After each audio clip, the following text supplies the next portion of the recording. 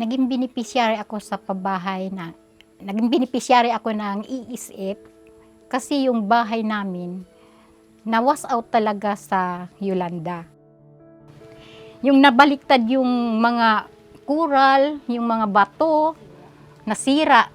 Kaya kulang kaming na ano ng mga isda nakukuha. Kahit man sa mga seafoods, wala. Kahit sa mangrove, na-disturbo talaga yung mangrove. Nahihirapan na kami talaga i-survive namin yung siyam kong mga anak, lalo na't nag-aaral sila.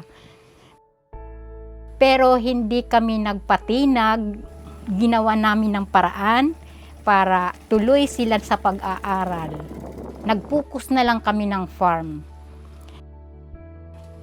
Kasaba, banana, yun ang mga tanim namin. Importante sa akin makatapos yung mga anak ko kasi iniisip ko na yun ang kaginhawaan naming mag-asawa dahil magiging stable kumbaga yung mga kalagayan ng mga anak ko, lalo na kung may maganda silang mga trabaho.